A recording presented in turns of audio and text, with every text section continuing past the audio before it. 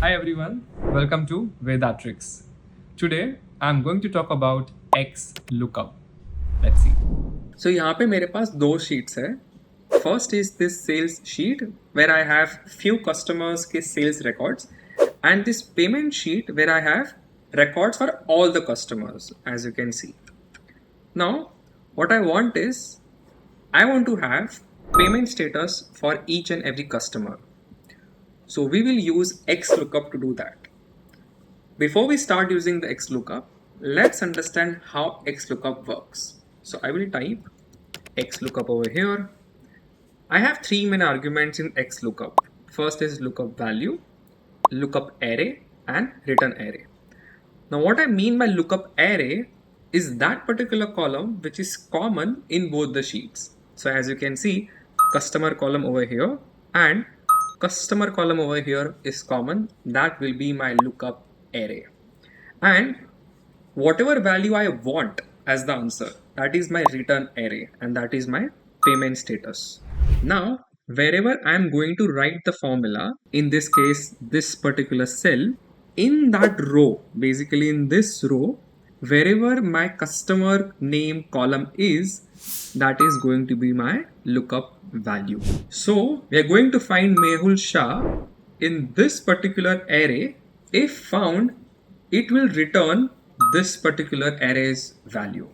So let's write XLOOKUP. Mehul Shah is the lookup value.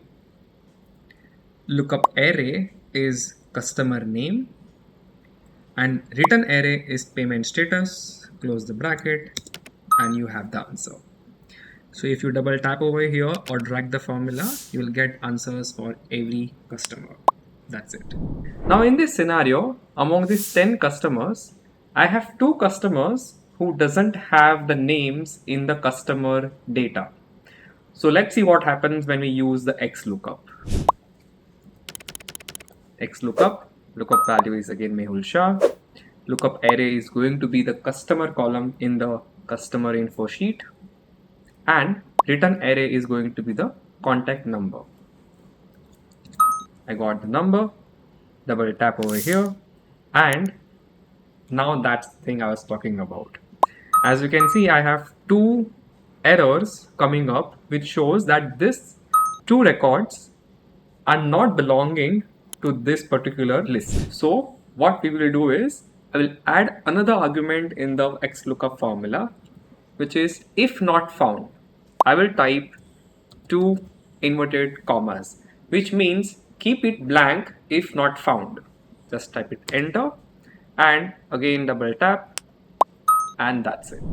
Now in this scenario, I want to extract city of each customer, but I'll show you something else which can be done with the XLOOKUP. So let's type XLOOKUP, lookup value Mehul Shah, lookup array customer name, return array city, comma, if not found, again commas, and close it, double tap, and you got the answer, which was as usual in the previous case. If you go to customer sheet, Mehul Shah belongs to Mumbai. Also, Mehul Shah belongs to Chennai, which means there are 2 different customers with the same name belonging to 2 different cities. So what if we want to get the data of this particular Mehul Shah? We can do this using another argument. So let's go to the formula bar of this particular cell, comma, type 0 as the exact match, and here is the catch. If you type 1, it searches from first to last, which is a default case, but I want to search from last to first, so type -1 and enter, and that's it.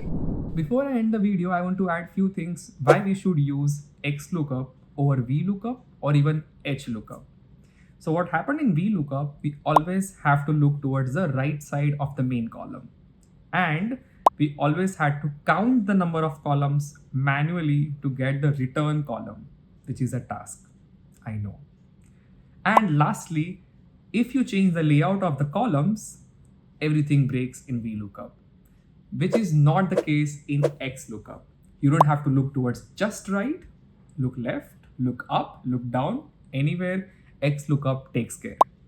Second thing, with XLOOKUP, you can return multiple columns of your choice. And third part, if your data is not found, you can get a message of your choice. So that's it for this video. See you next time. Bye bye. Let me know in the comments if this was useful.